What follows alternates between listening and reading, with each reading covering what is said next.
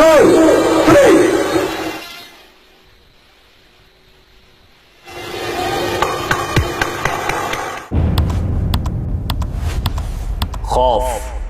यही एक वजह है जो आवाज को हलक में दबा देती है। ऐसी कैफियत जो हर जानदार को उसकी हद में रखती है। जैसे इसराइल को ईरान का खौफ, जंगल में शेर का खौफ, मैदान में शिकस्त का खौफ, स्टेज पर ना बोल पाने का खौफ, इम्तिहान में नाकामी का खौफ और रूह के छोड़ जाने का खौफ। और ये कैफियत सिर्फ तब ही होती है जब इंसान को पता हो कि कोई उसे देख रहा है, उसे नोटिस कर रहा है। जो गलत वो कर रहा है उसका खुमियाजा भी भुगतना पड़ेगा। लेकिन अगर कोई देखने वाला ना हो तो ये खौफ नहीं होता। और जब ये खौफ नहीं होता तो वो हाल होता है जो पिछले कई सालों में कराची का हुआ है।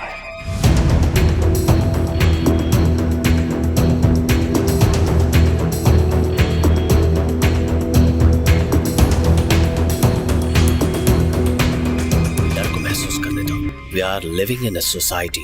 आज के बाद सभी को डर और जिम्मेदारियों का एहसास होना चाहिए। लाहौर यूं ही आगे नहीं निकल गया। इस वीडियो में मैंने आपको बताया था कि लाहौर कराची से कितना आगे है, मगर अब कराची में ई चालान के चर्चे ऐसे किए गए जैसे कराची लाहौर से आगे निकल गया हो। क्या वाकई? सोशल मीडिया पर आपने इन कैमरों की खींची हुई तस्वीरें तो देखी हैं, मगर मैं आपको इन कैमरों के पीछे की तस्वीर दिखाऊंगा। जी हां, बिहाइंड द कैमरा, जिससे आपको पता चलेगा कि आप कराची वाले माजी में ही हैं भाई, फ्यूचर में तो लाहौर वाले जी रहे हैं।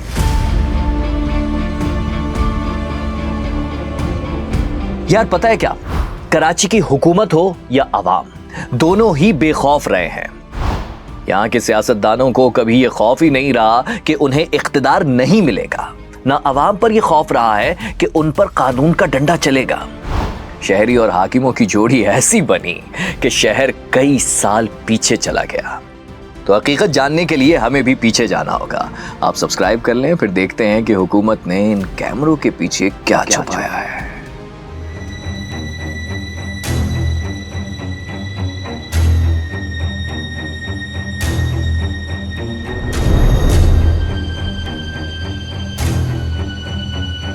अपने ही डिफरेंट जो शहर हैं सूबे के, उससे आप कंपेयर करेंगे तो ये हमारे सिस्टम बहुत अच्छा है। आज जो है वो लाहौर हमसे कई दहाई आगे चला गया है और उसकी जो है वो सिर्फ वाहिद वजह है कि वहाँ की प्रोविंशियल गवर्नमेंट लाहौर को ओन करती है। मैं दुबई जाऊँगा, मैं रिलैक्स नहीं होता, मुझे डर होता है। मैं दुबई से अगर कराची आऊँगा ना, मुझे वो डर नहीं होगा। आप खुद भी तो रॉन्ग जा रहे हो, यहाँ कोई कैमरा नहीं है इसलिए। कैमरे सारे लगे, वो लगे सामने लगे हुए हैं। हाँ, तो ये आपका नोट हो गया होगा नंबर वगैरह। कोई मसला ही नहीं है, बाइक जिसकी उसको चलान जाएगा। इन केसेस में कि जिसमें आप प्रूव कर देते हैं कि आपने गाड़ी बेच दी है और आपके पास वो इस्तेमाल में नहीं है, तो हम उसको कर देंगे ब्लैक लिस्ट। हमने सिर्फ वो चीज़ जाननी है, आप जहाँ पर होंगे कराची में हम आपको ढूंढ निकालेंगे। 18 फैसल पे इतने कैमरे लग गए कि यूँ समझो कि उस पर पुल सिरात पे चलेंगे।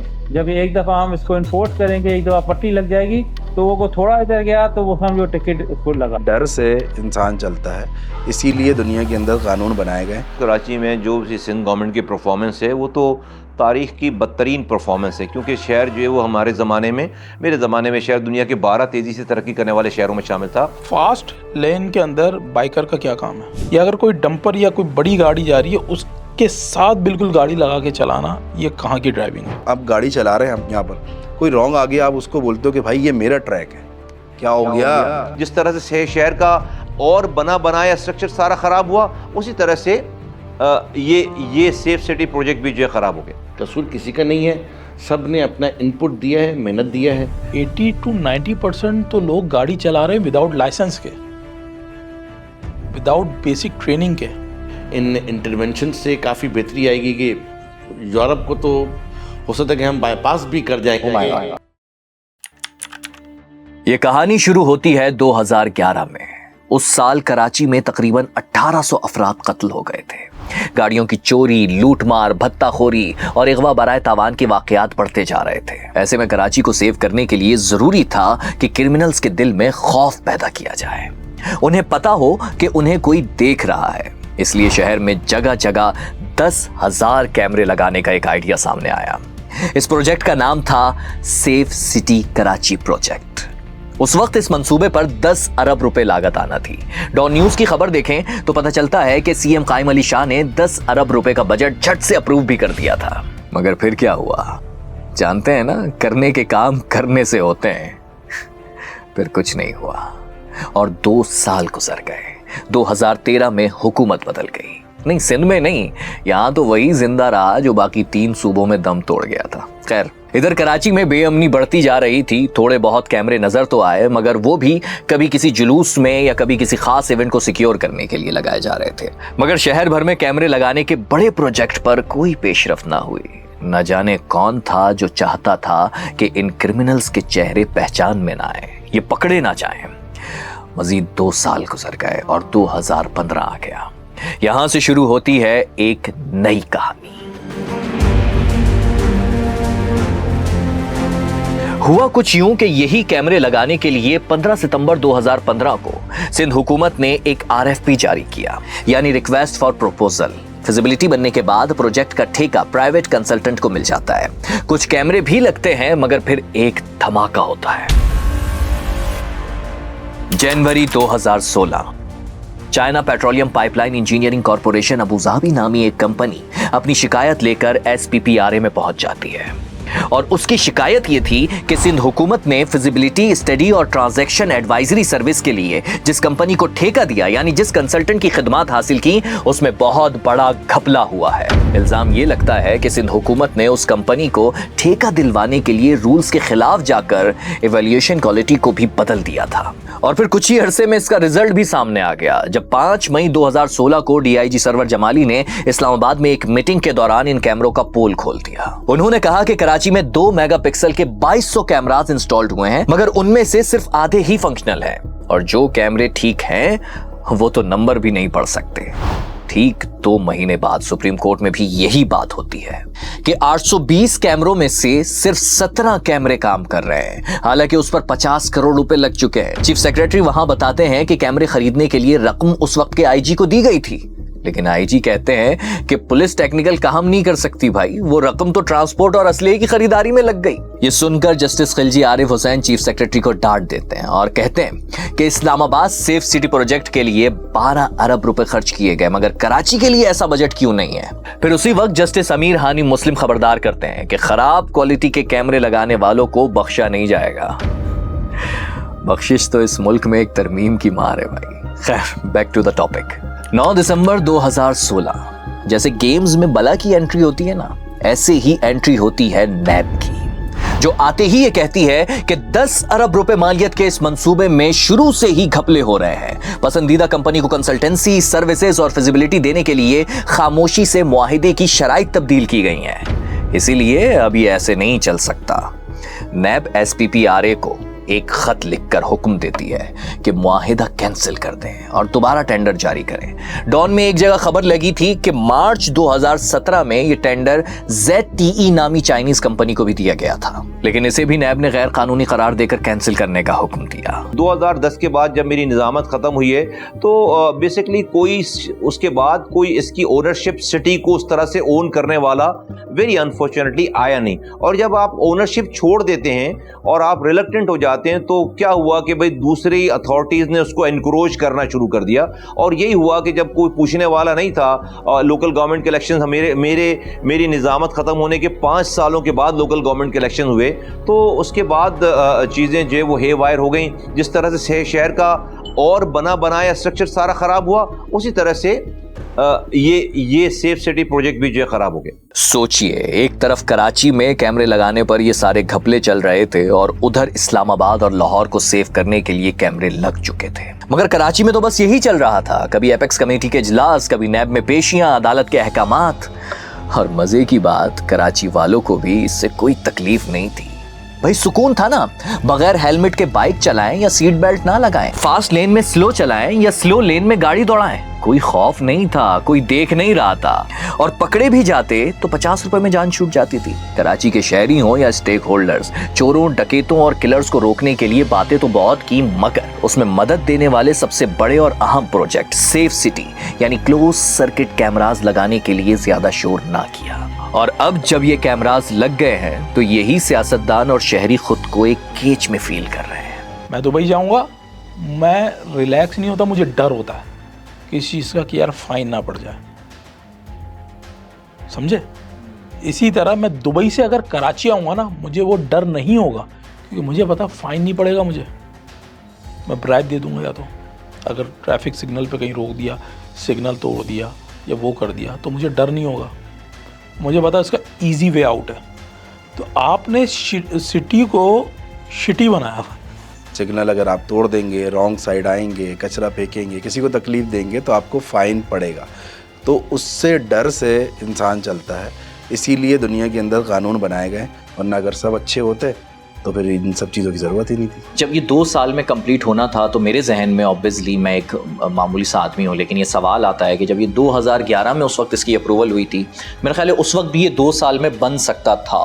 ये आपकी बात जायज़ है, वैलिड बात है कि क्योंकि आप टैक्स दे रहे हैं, आपकी टैक्स से ही ये चीज़ें लग रही हैं, हमें भी तनख्वाह आपकी टैक्स से ही मिलती है, तो हम आपको अकाउंटेबल हैं ज़रूर।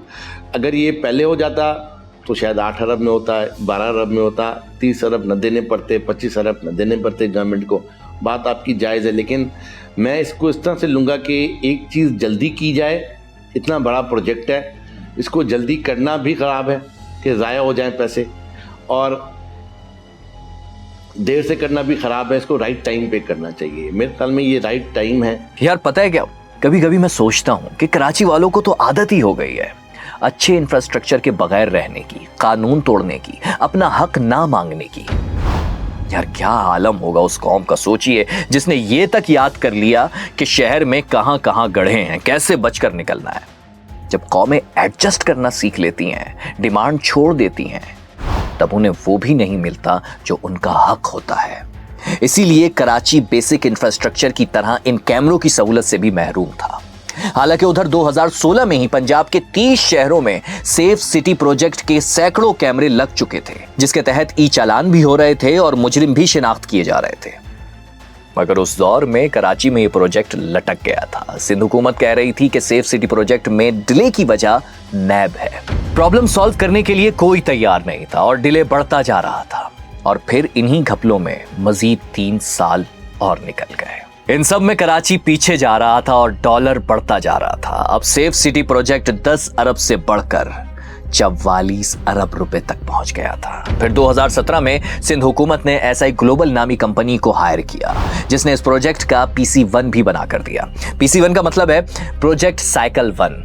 इसमें मुकम्मल प्लान बना कर दिया जाता है, यानी प्रोजेक्ट पर इन्वेस्टमेंट कितनी होगी, टेक्निकल डिटेल, फिजिबिलिटी, कंसल्टेंट्स की जरूरत, टाइमलाइन और एग्जीक्यूशन का फ्रेमवर्क क्या होगा। प्लान हाथ में था, मगर अब प्रोजेक्ट का डायरेक्टर सिलेक्ट नहीं हो पा रहा था। पहले DIG इमरान याकूब मिन्हास, फिर फरहद जुनेजो, फिर मकसूद मेमन और फिर आसिफ एजाज शेख को आखिर में यह कमान दी गई। अब 2020 में यह फैसला होता है कि इस प्रोजेक्ट की एग्जीक्यूशन के लिए NRTC को साइन किया जाएगा। अब सारा निज़ाम तब्दील होता है, सारे एक्स्ट्रा कट हटाकर हिसाब दोबारा लगाकर नया बजट बनता है 35 अरब रुपए। सोचिए 2011 में जो काम 10 अरब रुपए से शुरू हुआ था वो अब 35 अरब पर पहुंच गया था। चले, मगर हम तो ये कहेंगे देर आयद दुरुस्त आयद, क्योंकि इस बार हाइक विजन कंपनी के हाई क्वालिटी के कैमरास लगाए जा रहे थे। 17 इंटरनेशनल कंपनीज को इस प्रोजेक्ट का हिस्सा बनाया जाता है। मगर फिर इतना सब होने के बाद अचानक सिंध हुकूमत हिदायत देती है कि सब अजरक वाली नंबर प्लेट्स लगाए।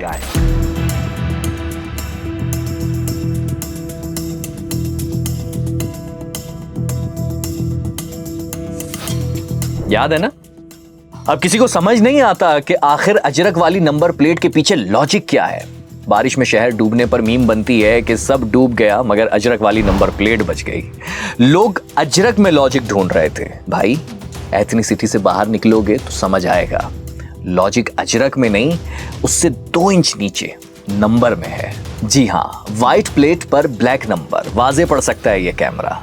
अब मैं आपको दिखाता हूँ, ये बाइक वाले भाई हैं जिनकी नंबर प्लेट नहीं है, लेकिन पिक्चर कैसे लेंगे, इनका तो चेहरा भी पहचान में नहीं आ रहा है। इन्होंने रुमाल पहना हुआ है, इसका मतलब ये है कि ये इनकी जो है वो पिक्चर भी नज़र नहीं आएगी। तो अब ना तस्वीर आएगी इंसान की, ना इंसान जो है वो नंबर प्लेट आएगा, तो वो कैसे पकड़ा जाएगा। मेरा ख्याल ये है कि उसको रोड पर ट्रैफिक पुलिस एहलकारों को और उनके साथ ऑपरेशनल पुलिस को एक्टिव होना चाहिए उनको रोकने के लिए, ताकि उनको जो है वो पकड़ा जा सके। ही मे बी अ क्रिमिनल। ये जैसे हमारे कैमरेज बढ़ जाएंगे ना, तो ये ट्रैकिंग भी हो जाएगी। हमारे पास एक सिस्टम है बहुत अच्छा कि जी आप हमें न नंबर प्लेट की जरूरत है, न किसी चीज की जरूरत है, न चेहरे की जरूरत है। ऐसे बंदों को हम आर्मिंग पे डाल देते हैं, इमरजेंसी रिस्पांस व्हीकल्स, ERVs कहते हैं। ठीक है।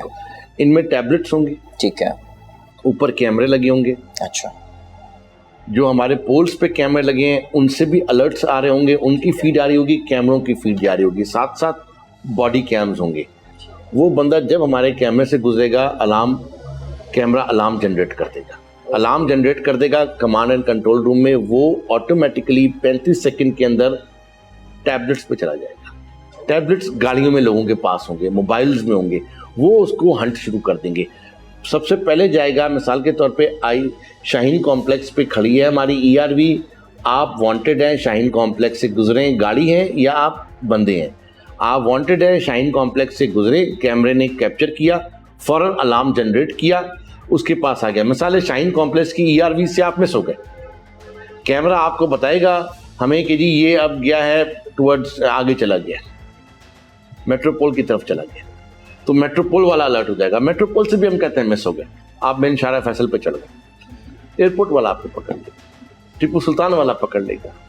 तो स्ट्रेटेजिक पॉइंट्स पे हम इसी तरह से अपनी गाड़ियां खड़ी करेंगे, जिनका काम ये होगा कि जी अलर्ट के ऊपर काम करेंगी, रिस्पॉन्ड करेंगी और 15 की कॉल्स को भी रिस्पॉन्ड करेंगी गाड़ियां। जो आप कह रहे हैं पॉइंट पर खड़े होंगे, they must know that how to use tablets and AI and, तो उसके लिए भी कोई रिक्रूटमेंट वगैरह कर रहे हैं? उसमें देखिए हम फ्रेश रिक्रूटमेंट नहीं कर रहे हैं, वो ऑलरेडी मैंने आपको बताया कि जी रिक्रूटमेंट भी आज हम स्टार्ट करें तो साल का प्रोसीजर है। तो साल तो हम वेट नहीं कर सकते ना कि साल कराची में वारदातें होती रहें, लोग लुटते रहें, धमाके होते रहें, तो ये चीज़ तो नहीं कर सकते। तो क्या कि जो पुलिस है ना उसी में से आ रहे हैं, क्योंकि देखिए इस वक्त लोकल पुलिस का काम अच्छा, उसी में से हंटिंग कर रहे हैं कि जो जानता है, कर रहे हैं, जो जानता है जेनजीज को। जी हाँ, थोड़ी बहुत उनकी ट्रेनिंग करके उनको हम ऑर्गेनाइज करके उनको वहाँ बिठा देंगे ऑलरेडी, क्योंकि ट्रेनिंग के लिए तो सेशन आप जो CPO में बैठे हैं, स्टाफ बहुत है, उनको ट्रेनिंग करानी है एक आध दिन की, वो काम। वरना मतलब बड़े मजे की बात यह है कि अब हमें जेनजी पुलिस वाले भी जो है वो सड़कों पर नजर आने वाले हैं इंशाल्लाह। सबकी आंखें तो तब खुली रह गईं जब इसी कैमरे ने सिस्टम को एक्सपोज कर दिया। कहानी कुछ यूं है कि 4 साल पहले टीपू सुल्तान रोड से एक मोटरसाइकिल चोरी हो गई थी। FIR हुई, पुलिस ने बहुत ढूंढी जैसे ढूंढती है, मगर कुछ ना पता चला। मगर ये कैमरे लगते ही सिस्टम एक्सपोज हो गया। पुलिस ने कितनी ढूंढी होगी सब पता चल गया, क्योंकि वो मोटरसाइकिल चोर ने कहीं छुपा कर नहीं रखी थी, बल्कि खुलेआम सड़कों पर घूम रही थी। रोजाना पुलिस के सामने से गुजरती होगी, मगर सड़क पर खड़े इन पुलिस वालों को अभी क्या कसूर है यार। इन्हें आसमान से कोई आकर बताएगा तो नहीं कि भाई ये मोटरसाइकिल जो गुजर रही है ये चोरी की है। सिस्टम ही मौजूद नहीं था ना यार। लेकिन अब आर्टिफिशियल इंटेलिजेंस के जरिए इदारों से कनेक्ट सिस्टम में मोटरसाइकिल का डेटा गया तो पता चल गया कि इस पर तो FIR है। सिर्फ यही नहीं, इन कैमरों ने सालों से आवाम के दरमियान मासूम बनकर घूमने वाले 1.5 लाख क्रिमिनल्स को भी इंटीग्रेट किया है। मिनी बस और कई गाड़ियां भी ढूंढ निकाली हैं जो चोरी हुई या छीनी गई थी। ये हमारा सिस्टम बहुत एडवांस है। हम 12 मेगापिक्सल कैमरेज पे जा रहे हैं। वहाँ पे कहीं पे भी 12 मेगापिक्सल पूरे पाकिस्तान में नहीं लगे हुए, 6 या 8 लगे हुए हैं। हम 12 से हमने स्टार्ट किया है। सेकंड फेज पे हम तो ये प्लानिंग करें 16 मेगापिक्सल पे चले जाएं। अपने ही डिफरेंट जो शहर हैं सूबे के, उससे आप कंपेयर करेंगे तो ये हमारे सिस्टम बहुत अच्छा है।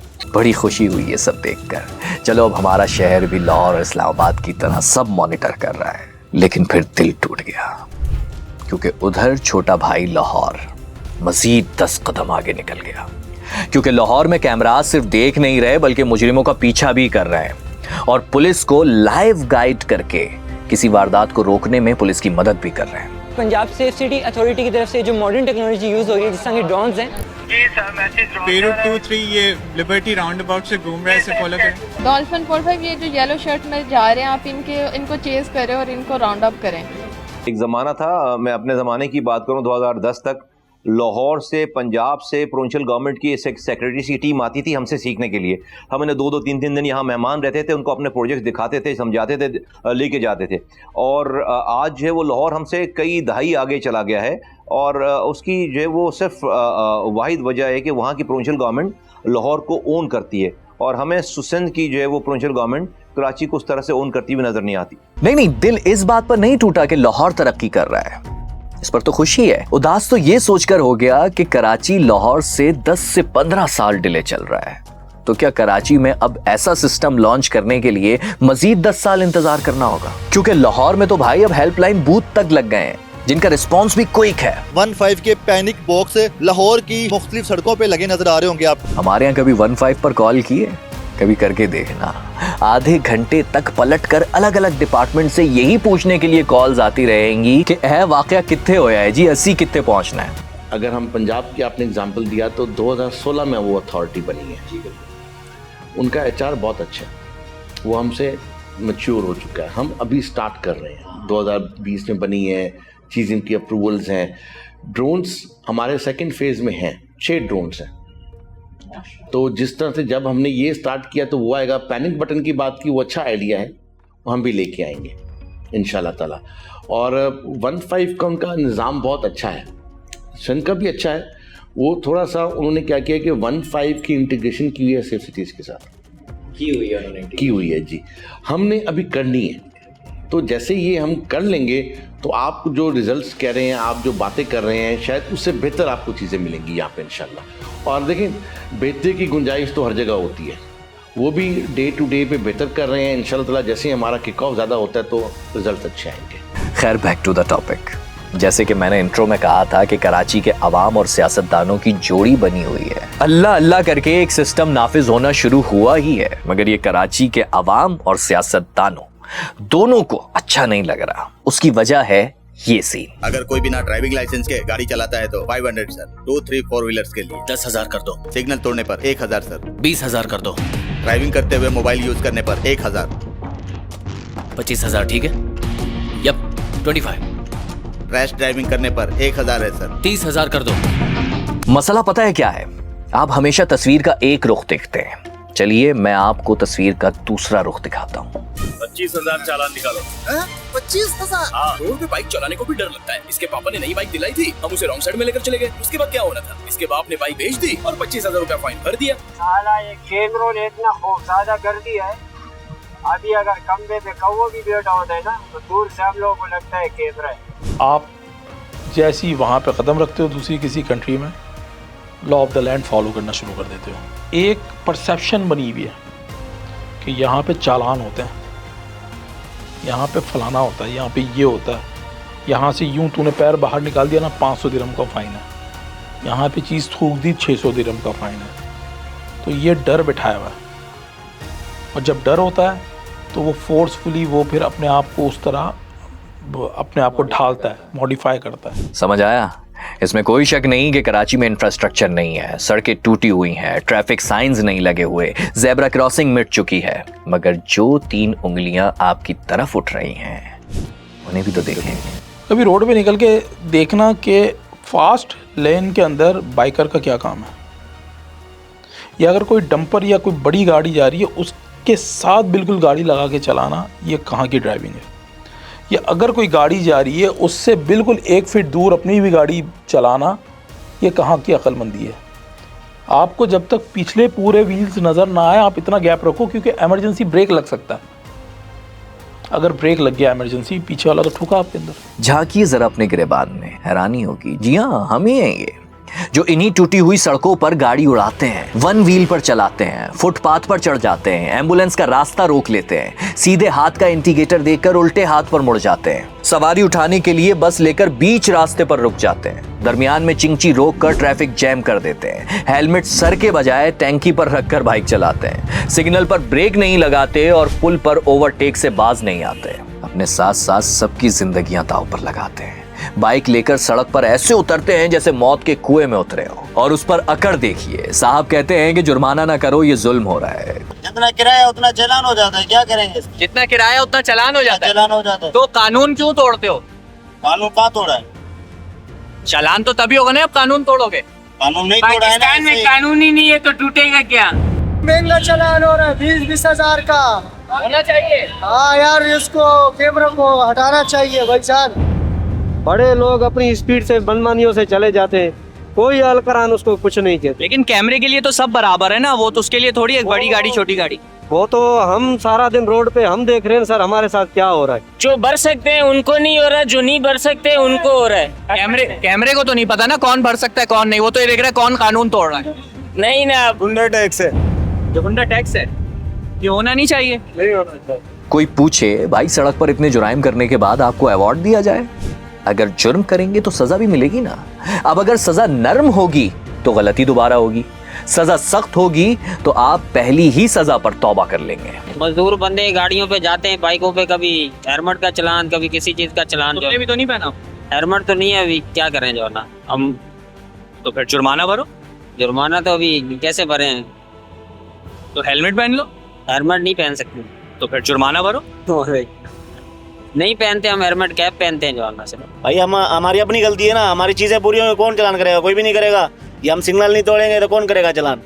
तो नहीं होगा चलान। पैसे कम करे, 5,000 रुपए बहुत ज्यादा है।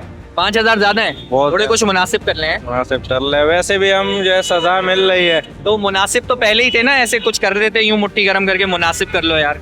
ये इनसे जान छूट गई है, जो 100 रुपए लेते थे, 200 रुपए लेते थे, इनसे जान छूट गई है ना। जुर्माने ज्यादा है। मसला ये है कि जुर्माने कम होंगे तो फिर लोग ऐसे ही करेंगे ना जैसे आप कर रहे हो। हाँ ये भी हो सकता है। बिल्कुल 15 नहीं 20,000 लगने चाहिए। अच्छा बिल्कुल। लेकिन अभी आपने भी हेलमेट नहीं पहना हुआ। हेलमेट मेरे नहीं पहने हुए, सबसे पहले मेरे से 5,000 पहले ले, ताकि मैं अगली बार हेलमेट पहन के आऊँ। भाई ये सही है, ये टैंकी को हेलमेट पहनाना इस तरह। क्या करे, मजबूरी है। सेफ्टी है, टैंकी की सेफ्टी है, खुद की नहीं है। सॉरी। 80 to 90% तो लोग गाड़ी चला रहे हैं विदाउट लाइसेंस के, विदाउट बेसिक ट्रेनिंग के।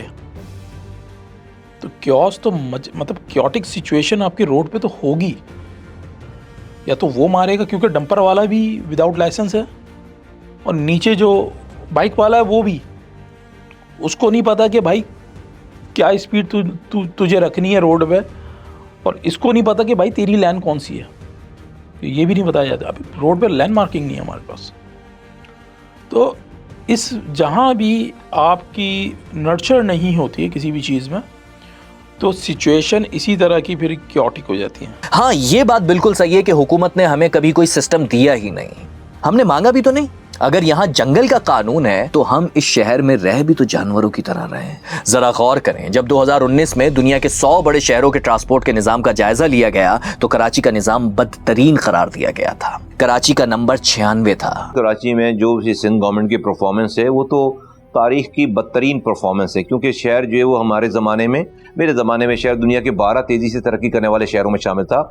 आज ये शहर जो है वो दुनिया के इंसानों के रहने की 4 बदतरीन जगह है। इंसानों के रहने की 12 अच्छी जगह में से कन्वर्ट होकर ये 4 बदतरीन चौथे नंबर पर है। दुनिया के इंसानों के रहने की बदतरीन जगह है ये इंकशाफ भी सामने आया था कि कराची में 45 अफराद बस की एक सीट के लिए मुकाबला करते हैं, जबकि मुंबई में ये तादाद सिर्फ 12 है और हांगकांग में 8। वर्ल्ड बैंक की रिपोर्ट में बताया गया था कि कराची को 15,000 बसों की जरूरत है, जबकि सरकारी शोबे में सिर्फ 400 बसें चल रही हैं। 3 करोड़ की आबादी वाला शहर कराची जब मास ट्रांजिट निजाम से महरूम है तो नतीजा यही होगा। शहर में लाखों अफराद रोजाना मोटरसाइकिलों पर सफर करते हैं और जरा सी बेएहतियाती इन मोटरसाइकिल सवारों की जिंदगी खतरे में डाल देती है। डॉक्टर नौमान अहमद, जो शहरी मंसूबाबंदी के माहिर हैं, सितंबर 2024 में शाया अपने आर्टिकल में लिखते हैं कि कराची की सड़कों पर हादसात से अमवात की सबसे बड़ी वजह शहर की सड़कों की मौजूदा खस्ता हालत है। तो भाई, ना हुकूमत ने कुछ दिया ना हमने मांगा। पीने के पानी के प्रोजेक्ट से लेकर S3 के प्रोजेक्ट से लेकर सीवेज ट्रीटमेंट प्लांट के प्रोजेक्ट से लेकर रोड इंफ्रास्ट्रक्चर के प्रोजेक्ट से लेकर और ये जो BRTs के प्रोजेक्ट हैं, सारे रोड खुदे हुए हैं, और ये फिर सेफ सिटी। तो शहर में जिस तरह से क्राइम है, जिस तरह से ट्रैफिक का जैम है, जिस तरह से सड़कें टूटी हुई हैं, पार्क तबाह हो चुके हैं, तो मैं समझता हूँ कि ओवरऑल ये रिफ्लेक्शन है कि ये सिंध हुकूमत जो है वो और मैं समझता हूँ कि सिटी गवर्नमेंट दोनों, अब इनको इतना टाइम हो गया है, वो शहरियों की खिदमत करने में नाकाम हो गए। मगर क्या आप जानते हैं कि 31 दिसंबर 2022 तक कराची में मोटरसाइकिल्स की तादाद 40 लाख से ज्यादा थी। जी हाँ, 40 लाख मोटरसाइकिल्स। एक रिपोर्ट के मुताबिक कराची में हर साल 2.5 लाख नई बाइक सड़कों पर आती हैं। रोजाना 1000 से ज्यादा नई बाइक शहर की सड़कों पर आ रही हैं। इतनी बड़ी तादाद को ह्यूमन पुलिसिंग के जरिए कंट्रोल नहीं किया जा सकता। यहाँ वाकई कैमरों और एआई के जदीद सिस्टम की जरूरत थी, क्योंकि सिस्टम इतना बिगड़ चुका है कि अक्सर शहरियों ने गाड़ियां और मोटरसाइकिल अपने नाम पर ट्रांसफर ही नहीं कराई हुई हैं। जुर्म करने वाले असल मालिक के पास जुर्माने पहुंच ही नहीं रहे और पुराने मालिक सर पकड़ कर बैठे हैं कि अब उन्हें इसका करना क्या है। लेकिन आप खुद भी तो रॉन्ग जा रहे हो, यहाँ कोई कैमरा नहीं है इसलिए। कैमरे सारे लगे, वो लगे सामने लगे हुए यहाँ। हाँ, तो ये आपका नोट हो गया होगा नंबर वगैरह? खैर कोई मसला ही नहीं है, बाइक जिसकी उसको चलान जाएगा। रॉन्ग क्यों जा रहे हो? जैसे रास्ता है ना मिलेगा जल्दी। अच्छा, रास्ता ही रॉन्ग है। आवे का आवा बिगड़ा हुआ, इनका कहने का मतलब। ये चलान जो हो रहा है सही हो रहा है? नहीं यार, कोई रॉन्ग आ गया, आप उसको बोलते हो कि भाई ये मेरा ट्रैक है, क्या हो गया? पॉइंट ये है, सिचुएशन आप दुबई में रखें फिर सर वहाँ हो ही नहीं सकता ना। सबसे पहले तो यही है कि भाई क्या हो गया, इतना फाइन पड़ेगा, हालत ख़राब हो जाएगी।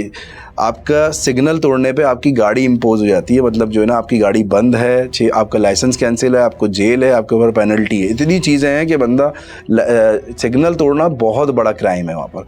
मतलब कोई पेडिस्ट्रियन गुजर रहा है, उसके सामने गाड़ी रोकना, ये सारी चीज़ें जो हैं ये फाइन्स और एजुकेशन के बाद आती है। फिर वीडियोज़, अब सोशल मीडिया का दौर है तो भाई उस तरह से एजुकेट किया जाता है। चलिए, ये तो आम आवाम है ना, शायद समझने में थोड़ा वक्त लगेगा, मगर मैं तो हैरान हूँ कराची के सियासतदानों पर जो इस पॉजिटिविटी में भी नेगेटिविटी ढूंढ कर ले आए हैं। अल्लाह अल्लाह करके एक निज़ाम मिला है और मुतालिबे हो रहे हैं कि इसे बंद कर दें। भाई, जब तक कानून का डंडा नहीं होगा ना मैं ठीक होऊंगा ना आप। ये अब रवायती पुलिसिंग का नहीं है कि पुलिस वाला चौक पे खड़ा हो, पिकेट लगी हुई हो, चेकिंग करा हो, इससे कोई काम नहीं होता है। अब नॉर्मल डे पुलिसिंग है, टेक्नोलॉजिकल एडवांसमेंट है, तो जाहिर बात है जितनी एडवांसमेंट आ रही है लोग भी हमारे पुलिस वाले वो सीख रहे हैं, वो कर रहे हैं। आजकल की आप जो लॉट देखेंगे ना, पुलिस की जो नई लॉट है वो काफ़ी पढ़ी लिखी है। तो उसके अंदर ये है कि उनका पुलिसिंग का अंदाज भी डिफरेंट है, जाहिर बात है। तो आपको इंशाल्लाह ताला ऐसे हम आगे चलेंगे, आप देखेंगे इन इंटरवेंशन से काफ़ी बेहतरी आएगी कि यूरोप को तो हो सकता है कि हम बाईपास भी कर जाएंगे। इस वक्त जब मैं ये वीडियो रिकॉर्ड करा रहा हूँ, इस प्रोजेक्ट का पहला फेज चल रहा है जिसमें 1300 कैमरे लगने हैं, 300 पोल्स फाइबर बिछनी है, कमांड एंड कंट्रोल रूम बनेंगे। दूसरे फेज में 4000 कैमरे लगाए जाएंगे और फिर इसी तरह तीसरा फेज शुरू होगा। प्रोजेक्ट मुकम्मल करने की डेडलाइन 31 सितंबर 2026 है। पहला फेज शुक्र अल्हम्दुलिल्लाह हम कंप्लीट करने वाले हैं नवंबर की एंड तक। इसके 1300 कैमरास का बिल्डिंग जो है वो 2026 की मिड में बन जाएगी, सितंबर तक। फेज़ 2 की मुझे अप्रूवल दे दी गई है। सीएम साहब, होम मिनिस्टर साहब मीटिंग्स करते हैं, बड़ा इंटरेस्ट ले रहे हैं। PC1 कंसल्टेंट है हमारा SI ग्लोबल, वो बना रहा है। जैसे PC1 बनेगा उसकी डेडलाइन है 22 नवंबर। जैसे वो पूरी होगी उससे पहले हमें वो दे देगा, हमें देगा, फिर वो हम लेके जाएंगे PND में। PND में ज़ाहिर बात है डेलिब्रेशंस होती हैं, 1 आध महीना वो लगा लेंगे, यानी कि हम इंशाल्लाह ताला जनवरी में कॉन्ट्रैक्ट साइन कर रहे होंगे फेज़ 2 का। 5 से 6 महीने का वो है। फिर CM साहब ने ये ख़ास तौर पे कहा कि जैसे ही फेज़ 2 स्टार्ट होगा उसके 1-2 महीने के बाद फेज़ 3 आप लेके आ जाए, ताकि इसको उन्होंने ये कहा है कि 26 में कंप्लीट करना है 12,000 कैमरे। तो क्योंकि 12,000 कंप्लीट करने हैं, तो इंशाल्लाह ताला इस पेस से जो हमारी प्लानिंग है, अगर हम चलेंगे, सही चलेंगे, कोई हिकअप्स ना आए, तो ये 26 में कंप्लीट हो जाएगा। देखते हैं कराची को ये निज़ाम मुकम्मल तौर पर मिल पाता है या फिर कोई रोड़े अटकाएगा।